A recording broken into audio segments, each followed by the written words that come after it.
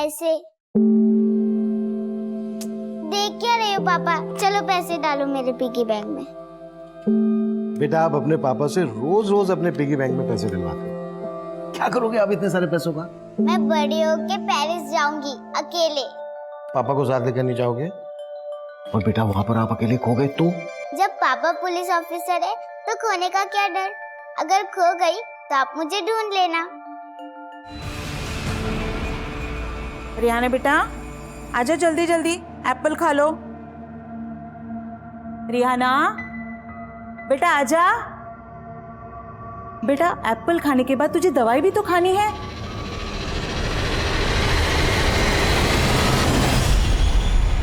क्या हुआ बेटा?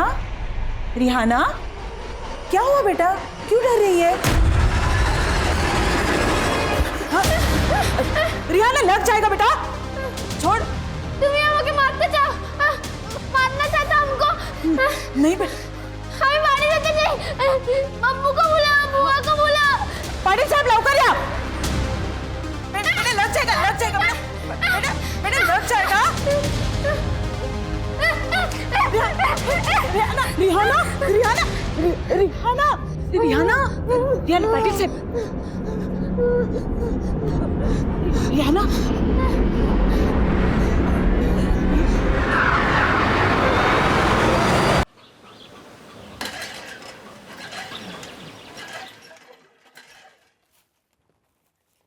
আব্বু, এখানে একটা ঝাড়ু 5 টাকায় বিক্রি হয়, তো মুম্বাইতে কত দামে বিক্রি হবে? बेटा मुंबई में अनेक दाम में बिक्री होगा, 3 गुना 4 गुना दाम में बिक्री होगा। लेकिन तुम एक काम करो बेटा, अभी हिंदी बोलना सीख लो, मुंबई में कोई बांग्ला नहीं समझेगा। আমি হিন্দি বলতে পারি না, কিন্তু বুঝতে সব পারি। शुद्ध बूझले होवे ना, सिर्फ समझने से काम नहीं चलेगा, बोलना भी पड़ेगा। আচ্ছা, চেষ্টা করছি। हाँ बोलो। আমি আমি মুম্বাই থেকে যাব, তখন সব हमारे आगे पीछे घूमेगा। लगता है रिहाना आ गई। रिहाना आ गई।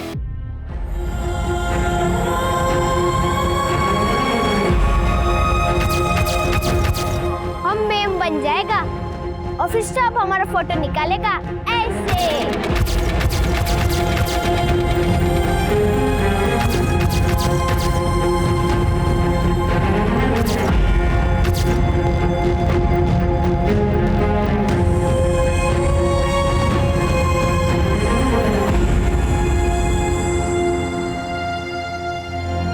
चलो चलो ये सब लोग ताली बजाओ। बात हो गई।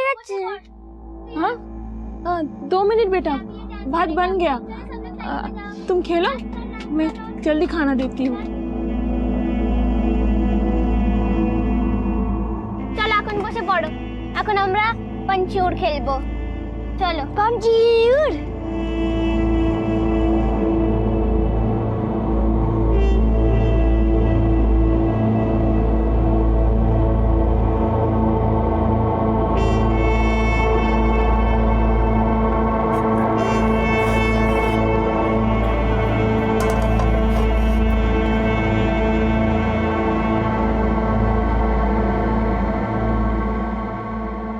এসে গেছো? রেশন लेकर नहीं आए? किराने वाले झाड़ू नहीं लिए और उधार देने से भी मना कर दिया। बच्चे भूखे हैं, मैंने झूठ कहा, भात बन रहा है। क्या जवाब देंगे उन लोगों को? চলো চলো সবাই ঘুমিয়ে পড়ো, আমি তোমাদের গান শোনাবো। চলো শুয়ে পড়ো সবাই। ভুক লাগিয়ে? হ্যাঁ জানি খিদে পেয়েছে, কিন্তু এখন ভাত তৈরি হতে সময় লাগবে না। আমি তোমাদের গান শোনাবো, চলো শুয়ে পড়ো। শুয়ে যাও।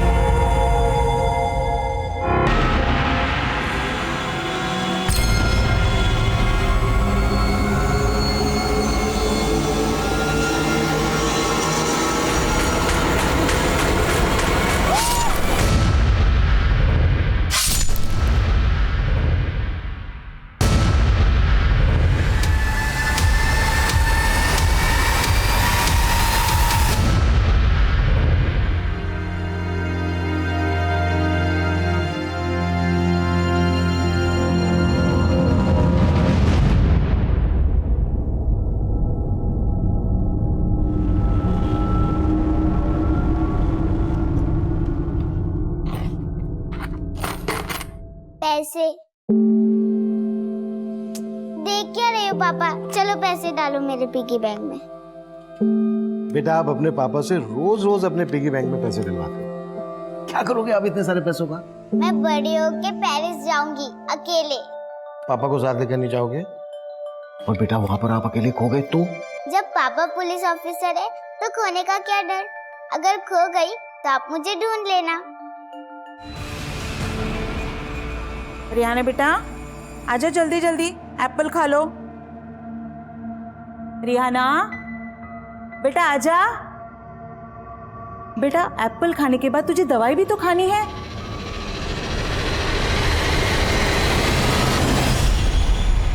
क्या हुआ बेटा? रिहाना क्या हुआ बेटा? क्यों डर रही है? हाँ? रिहाना लग जाएगा बेटा, छोड़। तुम यहाँ आके मारते जाओ, मारना चाहता हमको। नहीं बेटा, हमें मारने देते नहीं। अम्मू को बुलाओ, बुआ को बुलाओ। पाटिल साहब लौकर आ। बेटा बेटा लग जाएगा बेटा, बेटा बेटा लग जाएगा। रिहाना रिहाना रिहाना रिहाना रिहाना रिहाना पाटिल साहब, रिहाना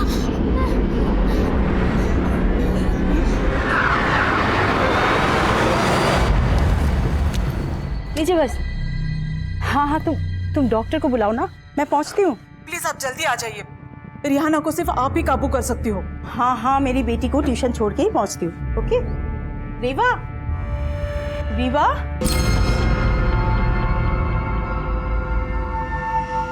रीवा रीवा रीवा बेटा।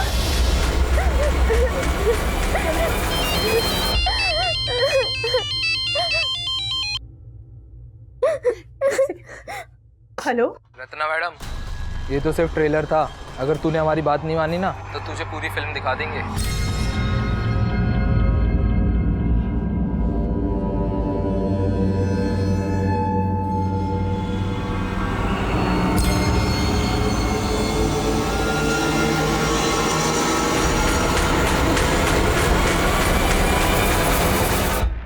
रिहाना ठीक है अभी? डॉक्टर ने अभी इंजेक्शन दिया है। रत्ना मैडम नहीं आई। मुसीबतें उनका पीछा ही नहीं छोड़ रही है, इसीलिए उन्होंने मुझे भेजा। वो लोग अब काबू से बाहर हो गए। वो लोग रिहाना को नहीं मार पाए, इसलिए रत्ना मैडम के पीछे पड़ गए।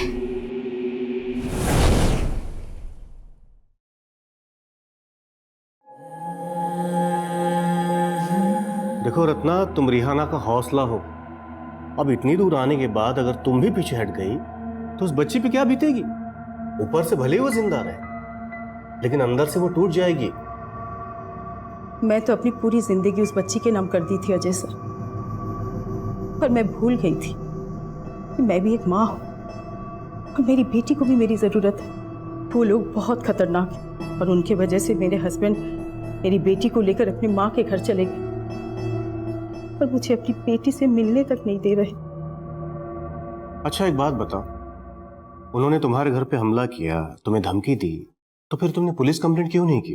क्या फायदा, पुलिस ने अब तक क्या क्या जॉब करेगी।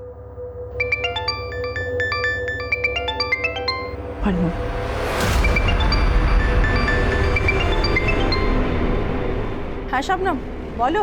हेलो हेलो रत्ना मैडम, बोलो मेरी दुकान।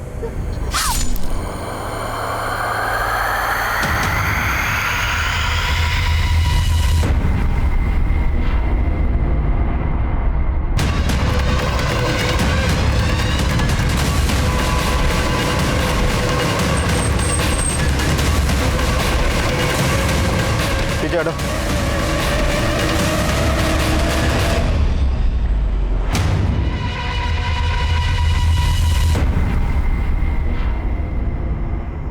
किसने मारा ऐसा? कौन था? किसी ने देखा? अरे अम्मी अम्मी अम्मी छोड़ो मुझे अम्मी के पास जाना है, छोड़ो मुझे।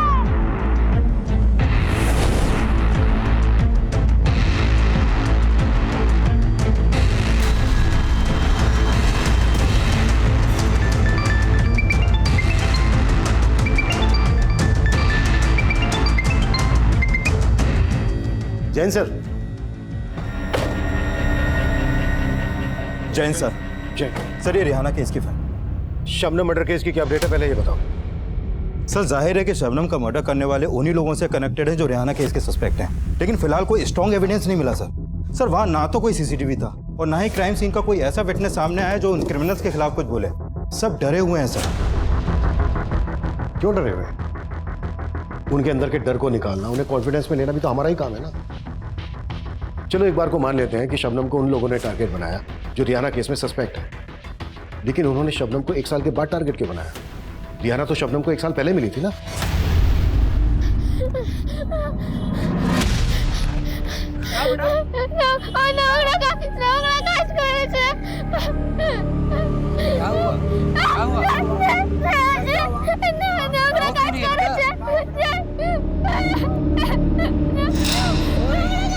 अम्मी, अरे बताओ क्या हुआ? हटो हटो हटो हटो। किसकी बात कर रही है? रोंगड़ा काज करे थे। कहाँ रहती है? घर कहाँ है? डरो मत, मुझे बताओ। रोंगड़ा काज करे थे। बाड़ी कोথায়? बाड़ी কোথায় থাকিস আমাকে বল। अरे बाड़ा मोहल्लाটা কোথায় আমাকে বলবি? सर, शबनम बंगाली थी, इसलिए शबनम ने रिहाना से बात की। शबनम और वहाँ के लोगों को लगा कि रिहाना के साथ कुछ गलत हुआ था, इसलिए उन्होंने हमें इन्फॉर्म किया। क्या हुआ इसको? पता नहीं, कुछ भी नहीं बता रही है। इस लड़की को तो ये भी नहीं पता कि इसका घर कहाँ है। बस बार बार एक ही बात बोल रही है कि नोंगड़ा काज नोंगड़ा काज। नोंगड़ा काज मतलब? साहब, बंगाली में नोंगड़ा काज का मतलब गंदा काम होता है। गंदा काम? बेटा क्या हुआ आपको? सर, समझ में नहीं आया। जब मैं रिहाना से बात करने गया तो वो हमें देखकर डर के मारे भाग क्यों गई, और जब उसकी हालत नॉर्मल हुई तो हमने शबनम की मदद से उससे दोबारा बात करने की कोशिश की। तो नाम की? सर, रिहाना ने शबनम को जो भी बताया उससे यही लगा कि रिहाना बंगाल से मुंबई आई थी और उसे मुंबई में कहीं फोर्सफुली रखा गया था, लेकिन कहाँ ये वो भी नहीं जानती थी।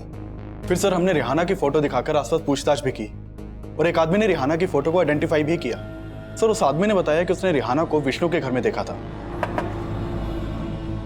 और जब हमने विष्णु से रिहाना के बारे में पूछताछ की तो उसने रिहाना को पहचानने से मना कर दिया। तो तब तुमने विष्णु के खिलाफ कोई ठोस एक्शन क्यों नहीं लिया? लेकिन सर, तब सिर्फ एक गवाह के अलावा किसी ने भी उसके खिलाफ बयान नहीं दिया था, लेकिन बाद में हमने एक्शन लिया था सर।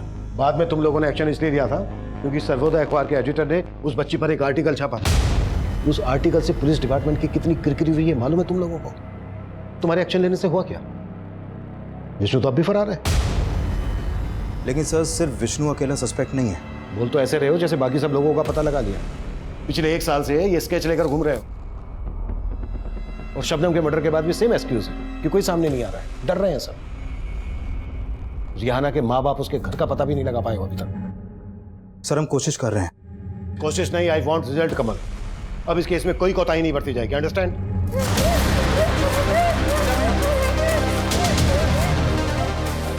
हेलो रत्ना मैडम, आपने रिहाना को जो बुक दी थी वो गुस्से में फाड़े जा रही है। हाँ सुनिधि, मैं जानती हूँ कि रिहाना मुझसे मिलना चाहती है, पर मैं अभी अपनी बेटी रिभा से मिलने जा रही हूँ। लेकिन मैडम, रिहाना भी तो आपकी बेटी जैसी है। प्लीज एक बार आने की कोशिश कीजिए।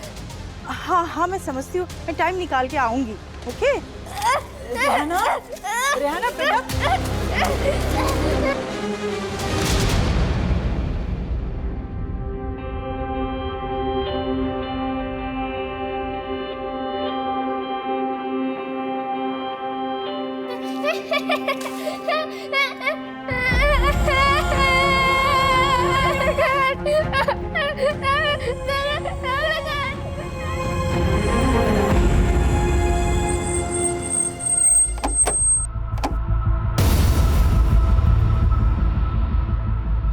सर, यही शबनम की दुकान है। शबनम का बेटा भी यहाँ आता था कभी कभी, और शबनम का एक भाई भी है सर। सर, मैंने शबनम के बेटे और उसके भाई से भी पूछताछ करने की कोशिश की, लेकिन वो लोग भी चुप रहे।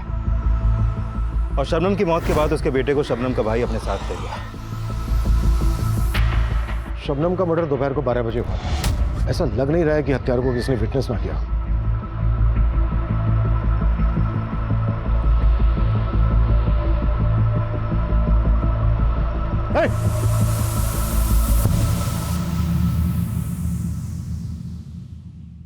तो मुझे देख के ऐसे अचानक जाने क्यों लगे?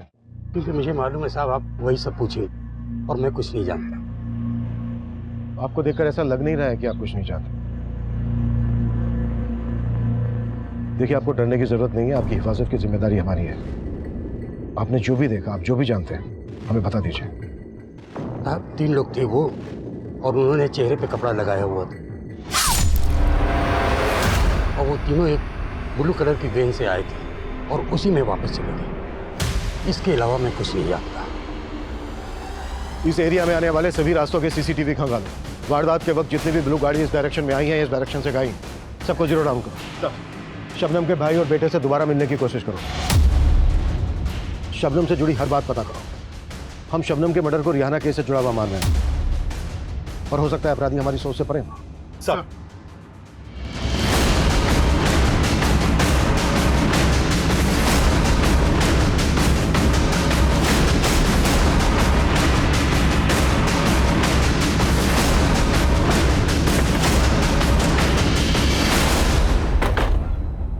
तुम लोग यहीं पे वेट करो।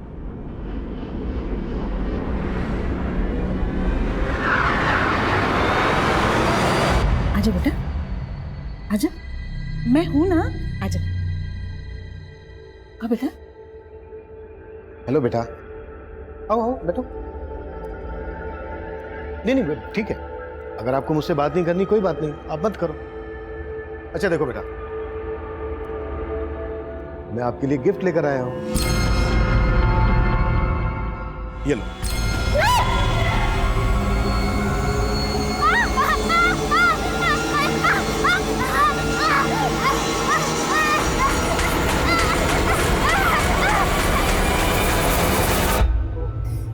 डर मत बेटा, मैं हूं ना। सर समझ में नहीं आया, जब मैं रिहाना से बात करने गया तो वो हमें देखकर डर के मारे भाग क्यों गए? आपके घर पर हमला हुआ था, आपकी बेटी को आपके घर पर बांध दिया गया था। हाँ सर, उन्होंने मुझे फोन पे धमकी दी थी। लेकिन मेरी टीम ने मुझे इस बारे में कुछ नहीं बताया। क्योंकि मैंने उन्हें बताया ही नहीं था। मेरा तो उन पर से भरोसा ही उठ चुका है। और क्या मैं नहीं बताऊंगी तो पुलिस का फर्ज नहीं बनता कि इस केस को हैंडल करे? बीच बाजार में शबनम का, आपको बताने से क्या फायदा? Sir, I am sorry to say, लेकिन अभी तक आप रिहाना के घर का पता नहीं लगा पाए। आप गुनहगारों को पकड़ पाएंगे? अजय जी, मैं जानता हूं आप हमारे डिपार्टमेंट के खिलाफ कुछ ना कुछ लिखते आए। सर, हमारा काम ही है सच्ची खबर लोगों तक पहुंचाना, और वैसे भी इस केस में पुलिस ने एक्शन मेरे खबर के बाद ही लिया था, और इस खबर के बाद ही रिहाना का मेडिकल टेस्ट करवाया गया था। हाँ सर, इससे पहले तो पुलिस ये तक नहीं मान रही थी कि उस बच्चे के साथ नोंगरा काज, यानी कि सेवरल टाइम्स उस बच्ची ने हिंदी तक नहीं बोल पाती, और उसके लिए एक ऐसा ट्रांसलेटर रखा गया है जो कि उसे कभी समझ ही नहीं पाया। मैं तो ह्यूमैनिटी ग्राउंड से अपने कॉलेज से शेड्यूल निकाल कर उस बच्ची के लिए ट्रांसलेटर बनी। मैं 15 दिन धरे विष्णुर घरे छिलाम। ये बोल रही है कि 15 दिन से ये विष्णु के घर पे रह रही थी और उसके आप बीती को समझी और उसके बिहाफ में कोर्ट में हियरिंग में शामिल हुई।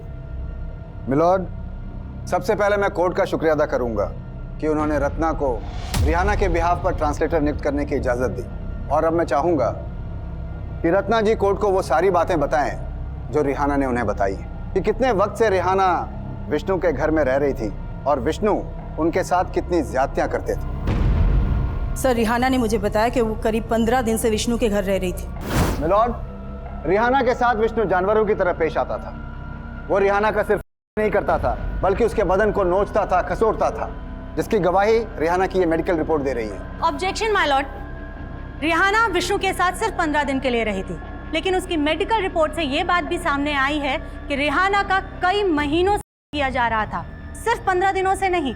इससे ये साबित नहीं होता कि विष्णु जी ने ही उसका किया है। और गौर करने वाली बात यह है माय लॉर्ड कि जब रिहाना का मेडिकल टेस्ट हुआ तो उसके शरीर से विष्णु का कोई भी डीएनए सैंपल नहीं मिला। और ऐसा इसलिए हुआ मिलॉर्ड कि पुलिस ने रिहाना का मेडिकल करवाने में देर की, और अगर विष्णु ने ऐसा कुछ किया ही नहीं तो फिर इसने झूठ क्यों कहा? इसने पुलिस को इनकार क्यों किया कि रिहाना को ये जानता तक नहीं था? मैं तो इसे नहीं जानता सर। क्योंकि मेरे क्लाइंट डर गए थे माय लॉर्ड, क्योंकि उन्होंने रिहाना को सिर्फ कामकाज के लिए रखा हुआ था। आप बताएंगे कोर्ट को कि आपको रिहाना से किसने मिलवाया था? आफ्ताब। माना कि मैंने पहले झूठ बोला था, लेकिन आफ्ताब ने मुझसे सबसे बड़ा झूठ बोला जब वो रिहाना को मेरे घर पे लेकर आया था। सेठ, झाड़ू पोछा बर्तन घर का सारा काम जानती है। पगार कितना लेगी? लड़की ज़रूरतमंद है, रहने खाने के साथ अगर 5,000 रुपये महीना दोगे ना तो इसके घर वालों का भला हो जाएगा। वो बोला रिहाना 15 साल की है। सर, मैंने तभी आफ्ताब को 5,000 रुपये एडवांस भी दिया था, लेकिन बाद में उसने मुझे ब्लैकमेल करना शुरू कर दिया। ब्लैकमेल? हाँ सर, सच तो यही है। वो जानता था रिहाना का, वो मुझे फ़ोन करके धमकी देता था सर। हेलो, देख सेठ, अगर तूने मुझे 5 लाख रुपए नहीं दिए ना तो तेरा वो हाल होगा कि जिंदगी भर पछताएगा तू। सर, मैं तब भी बहुत डरा हुआ था। मेरे पास इतने पैसे नहीं थे और अचानक रिहाना गायब हो गई और ये सब हो गया। ये जो रिहाना कर रही है ना, ये सब आफ्ताब के कहने पर कर रही है सर। ये सब आफ्ताब का किया धरा है सर। विष्णु ने सरासर झूठ बोला था, इसीलिए तो जमानत मिलते ही फरार हो गया। नाम श्योर विष्णु ने ही शबनम का मर्डर करवाया और उसी ने मुझे फोन में धमकी दी। कि धमकी वाला कॉल किस नंबर से आया था?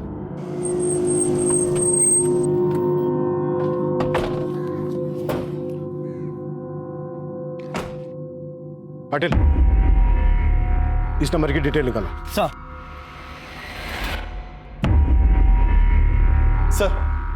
मैंने शबनम के भाई और बेटे से बात करने की कोशिश की, लेकिन कोई फायदा नहीं हुआ।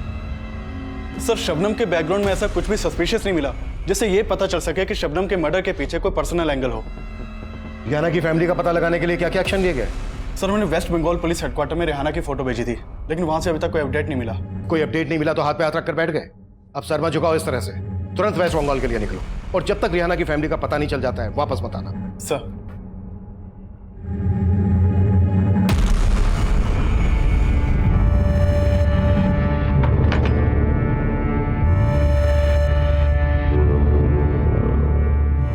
और कितने दिन यहाँ रखोगे मुझे?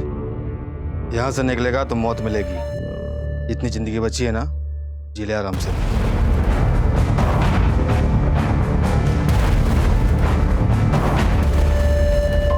Coming sir. मैंने उस ब्लू कलर की वैन का ट्रायल चेक किया जिसमें शबनम के हत्यारों को जाते हुए देखा गया था। सर, शबनम की दुकान से करीब आधा किलोमीटर दूर एक सीसीटीवी में सेम वैसी ही एक ब्लू वैन कैप्चर हुई है। सर, शबनम की हत्या से कुछ ही देर पहले ये वैन शबनम की दुकान की तरफ गई और करीब 20 मिनट बाद ये वैन उसी तरफ से वापस आई। सर, उस आदमी ने इस वैन को आइडेंटिफाई कर लिया जिसने स्टेटमेंट दिया था। सर, गाड़ी का ये नंबर फेक है, लेकिन इन क्रिमिनल्स तक पहुंचने की हर पॉसिबिलिटीज पर काम कर रहा हूं मैं। इस क्राइम सीन का डम डेटा भी निकलवा लिया है, वहां से कोई ना कोई सस्पिशियस नंबर तो जरूर मिलेगा। और ये दोनों कब मिलेंगे? विष्णु ने कोर्ट में स्टेटमेंट दिया था कि आफ्ताब रिहाना को उसके पास लेकर आया था। आफ्ताब के जरिए हम रिहाना के घर वालों तक पहुंच सकते हैं। सर, ये आफ्ताब जोगेश्वरी में रहता था। विष्णु के कॉल रिकॉर्ड में इसका नंबर मिला था, लेकिन अभी इसका नंबर भी बंद है और जोगेश्वरी की इसकी चौल भी है। सर, आफ्ताब के गायब होने के बाद हमें लगा था कि विष्णु सही बोल रहा है, लेकिन फिर अचानक से विष्णु भी गायब हो गया। सर, आफ्ताब के बारे में अभी तक हमने जो भी पता किया उससे लगता नहीं है कि ये कोई बड़ा गेम कर सकता है। ये एक मामूली सा पिंप है सर। हो सकता है कि रिहाना की दलाली करता हो और रिहाना के साथ रहने वाले इसी के कस्टमर हो, क्योंकि सर बाद में रिहाना ने यह भी बोला था कि कई लोगों ने उसके किया था। आफ्ताब के बाद इस सलीम का नाम भी काफी उछला था। सर, सलीम का नंबर आफ्ताब के कॉल रिकॉर्ड में मिला था और ये तब से फरार है। हमें इस सलीम की कहानी को भी समझना होगा और इस रात से भी पर्दा गिराना होगा कि रिहाना पुलिस की वर्दी को देखकर इतना डर क्यों जाती है। रिहाना, बुआ, पता चला? मैं तो यहीं पे थी, लेकिन रीवा ऐसा है? नहीं बेटा, रीवा तो नहीं आई है, पर एक अंकल आए हैं, तुमसे कुछ बात करना चाहते। बेटा, अंकल सलीम के बारे में जानना चाहते। बोलो तुम्हें তোমাকে আপুর কাছে নিয়ে যাবে, বলো শোনা। আমি গ্রামে ছিলাম। কি গাঁव में थी? অনেক খুশ ছিলাম। बहुत खुश भी थी। আর তখনই প্রথমবার আমি সলীম ভাইজানকে দেখেছি। तभी ये पहली बार सलीम से मिली। कब छेड़े देबो। बहुत मीठा गला है रिहाना का। एकदम मुंबई के लिए बना हुआ है। तो ऐसे बोल रहा है जैसे इसको गवैया बना देगा। वो हमारा इतना पहचान का, लेकिन मुंबई में हम अच्छा काम दिलवा सकते हैं। यहाँ का तमाम लड़की हैं जो लोगों के घरे में चौका बर्तन करती हैं, बहुत पैसा भेजती है अपने अपने घर। वो तो है, लेकिन मेरा दिल नहीं मानता रियाना को इतना दूर भेजने के लिए। सोच लो, घर में खाने के लाले पड़े, 2 वक्त का खाना नसीब हो जाएगा। সত্যি ভাইজান আমি बहुत पैसा কামাবো। हाँ रियाना, बहुत पैसा कमाओगी तुम। আব্বু আব্বু আমাকে পাঠাও না মুম্বাই, আব্বু আমি অনেক পয়সা কামাবো।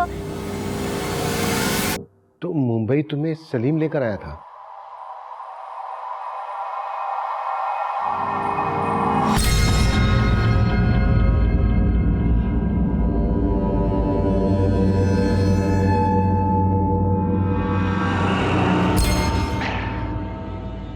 चल तुम्हारा एक फोटो ले लेते हैं, काम के लिए जरूरत पड़ेगी।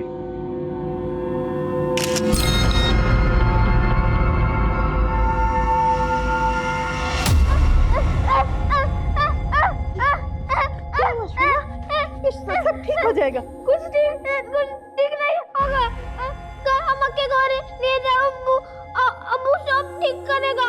हमारा अब्बू आएगा, सब ठीक करेगा। हमारा अब्बू को लिया अंकल ले आएंगे, अंकल मिलाएंगे तुम्हें। हाँ अंकल मिलाएंगे। उन बातों का बार बार जिक्र रिहाना पर बहुत बुरा असर डाल रहा है। बेचारी 1 साल से लड़ रही है, ना ही उसे इंसाफ मिला ना घर। पुलिस वाले समेत न जाने कितने गुनहगार हैं उसके। पुलिस तो उसका रहने का सही इंतजाम तक नहीं कर पाई। उसे एक ऐसा एनजीओ में रखा गया जहाँ पे काम करने वाली औरतें तक उसे मॉलिश करती थी। और जब रिहाना ने ये सब कोर्ट में कहा तो उसे किसी तरह इस एनजीओ में लाया गया।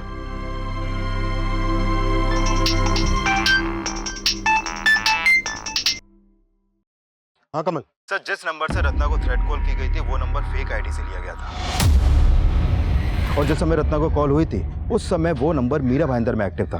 और जब उस नंबर के कॉल रिकॉर्ड निकाले तो उसमें एक और नंबर मिला सर, और वो नंबर भी फेक आईडी से लिया गया था, लेकिन वो नंबर अक्सर नाला सुपारा में एक्टिव रहता है।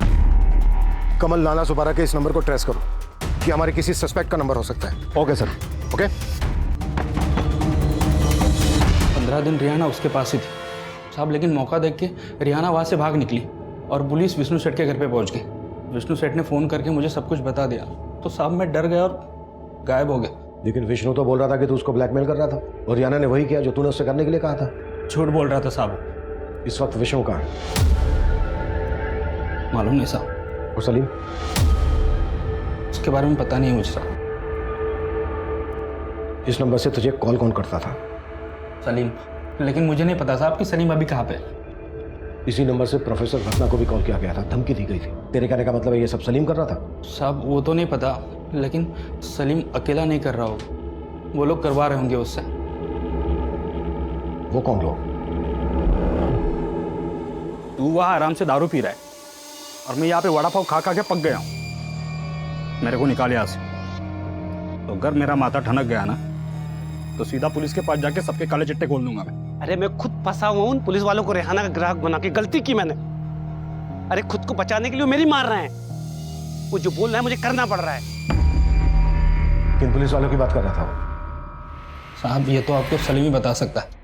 मैं ना ही सलीम के बारे में जानता हूँ, ना ही विष्णु के बारे में, और ना ही उन पुलिस वालों के बारे में।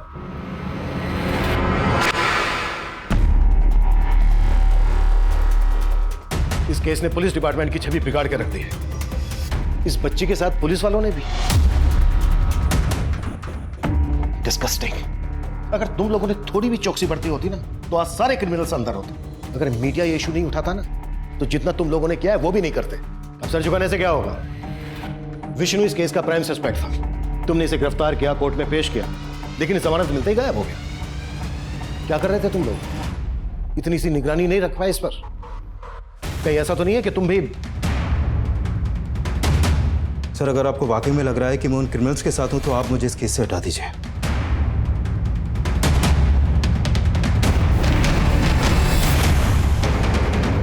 आफ्ताब की कोर्ट में पेशी की तैयारी करो।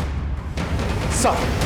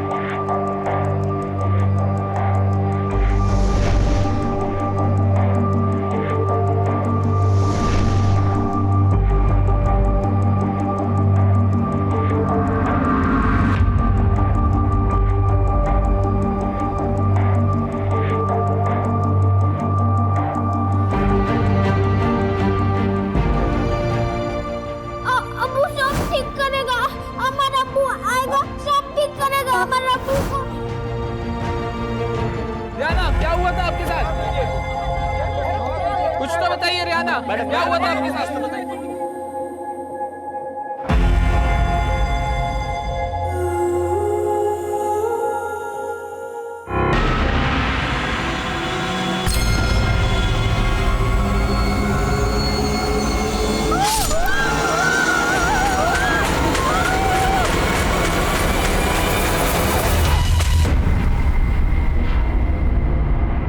बोलो, किसके कहने पर हमला किया था?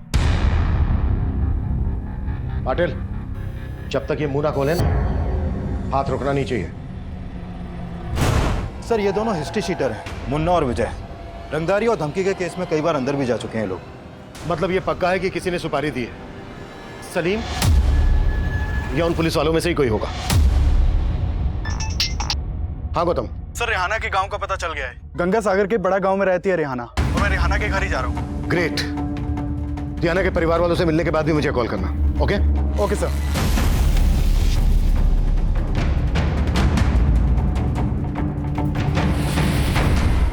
हाँ, रेहाना हमारी बेटी है, लेकिन हम उसे यहाँ नहीं ला सकते। अब होने दीजिए उसकी किस्मत में जो है।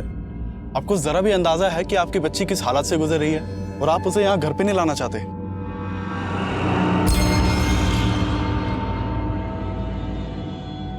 अगर रिहाना के घर वाले रिहाना को वापस नहीं बुलाना चाहते तो इसका तो यही मतलब है कि उन्होंने खुद सलीम को रिहाना को बेचा होगा।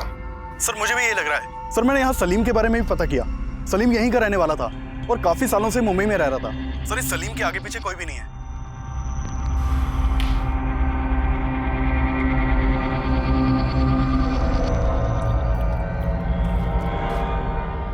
হ্যাঁ কেমন বাপ তুমি? अपने बेटी से ही पालना झाड़ लिया। अमी बोलची बस अब इस घर में रेहाना का जिक्र नहीं होगा। जाओ काम करो अपना।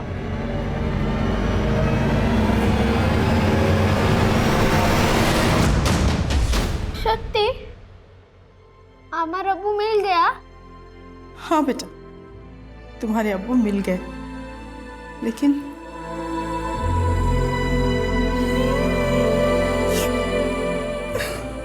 कह दो ना, तुम्हें इसलिए रो रहा है ना कि अमी छेड़े चला जाएगा? हाँ बेटा, मैं इसलिए रो रही हूँ। तुम मुझे छोड़ के चली जाओगी ना? ना ना, अमी अमर अब्बू के पास तुम्हाके नहीं जाएगा। अमी तुम्हें साथ रहेगा।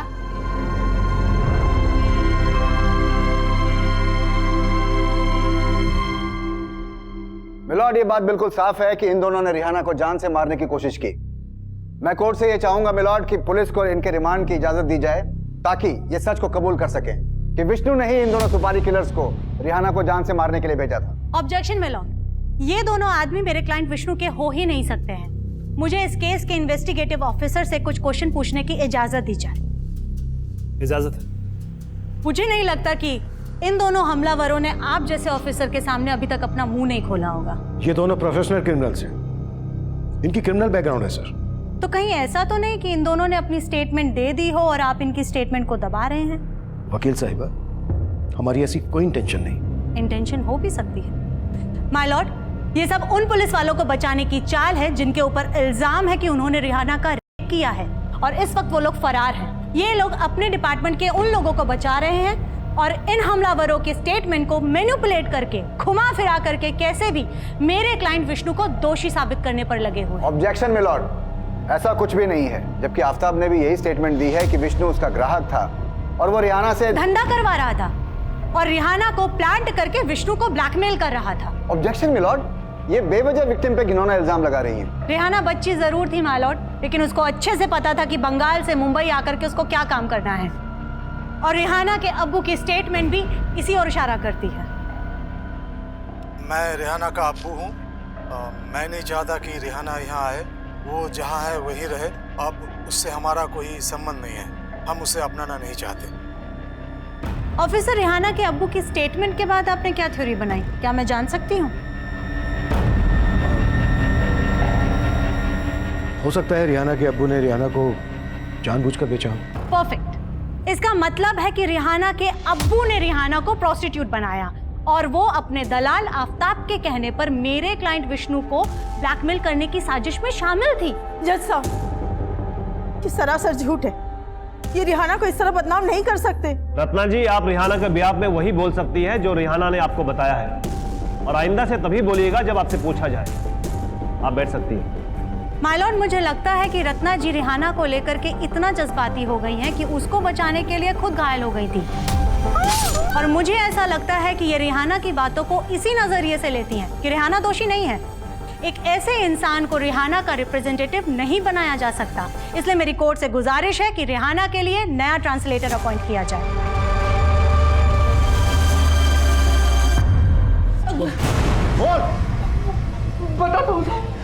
बताता हूँ साहब।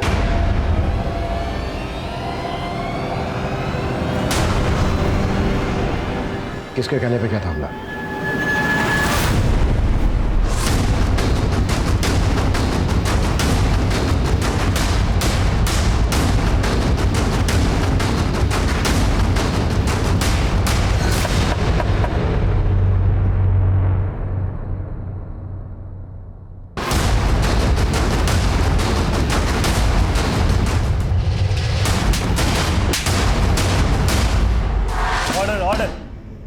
Now I am going to announce the verdict of the case.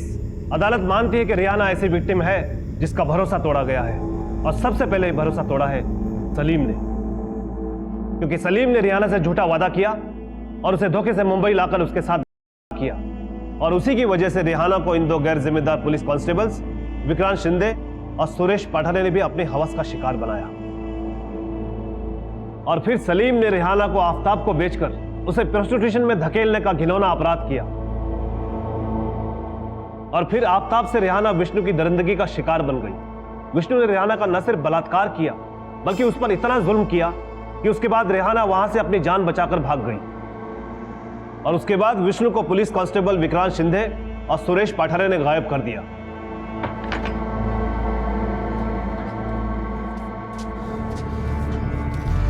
और कितने दिन यहाँ रखोगे मुझे? यहाँ से बाहर जाएगा ना तो मौत मिलेगी। जितनी जिंदगी बची है जी ले। क्योंकि इन्होंने सलीम के साथ मिलकर ऐसी आपराधिक साजिश रची जिसमें इन्होंने रत्ना और उसकी बेटी को टारगेट किया और मुन्ना और विजय के हाथों शबनम की हत्या करवा दी, और रिहाना को जान से मारने की कोशिश भी की।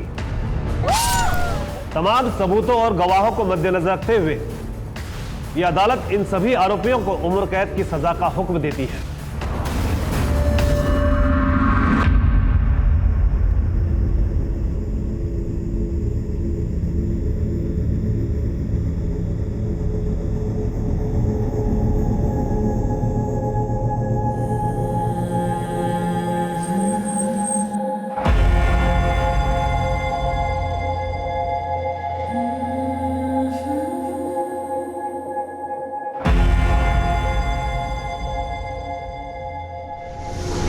साहब, ऐसी बात नहीं है कि हम रिहाना से प्यार नहीं करते, लेकिन मुंबई जाके उसे लाने का पैसा नहीं है हमारे पास। हम आपसे माफी चाहेंगे कि आपकी ये परेशानी हम पहले नहीं समझ पाए, पर इसके लिए आपको खर्चा उठाने की जरूरत नहीं है। हम रिहाना को खुद यहाँ पहुंचा देंगे।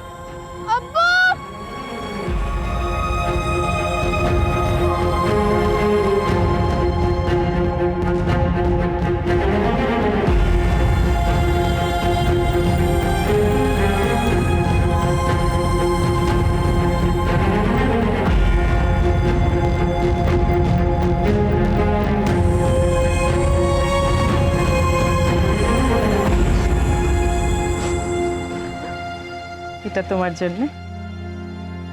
আমাকে এই চাল রত্না বুয়া দিয়েছে। रिहाना के दर्द और मायूसी को मुस्कान का मरहम मिला। वो अपने परिवार से मिलकर खुश है, लेकिन आज भी उसके अंदर कई ऐसे सवाल उमड़ रहे होंगे जिनका जवाब देना मुश्किल है। ये वो गंभीर सवाल हैं जो आए दिन हमारे देश, हमारे समाज को कलंकित कर रहे हैं। कुछ ऐसा अमानवीय अपराध रोजाना हमारी बहन, हमारी बेटियों, बच्चियों को पीड़ित बना रहा है, लेकिन हम चाहकर भी इसकी रोकथाम नहीं कर पा रहे हैं। इंसानियत का स्तर दिन ब दिन गिरता जा रहा है, पर हमें यह सोचना होगा कि हम अपने हिस्से की इंसानियत को पूरी ईमानदारी से निभाएं। बुराई को बुराई करके तो नहीं रोका जा सकता, लेकिन हमें अच्छाई को अच्छाई करके बचाना होगा। अब मैं अभिमन्यु जिंदल आप लोगों से विदा लेता हूं। आपसे फिर मुलाकात होगी एक नए केस के साथ। देखते रहिए क्राइम पेट्रोल 10 तक। मकसद बताना नहीं, बचाना है।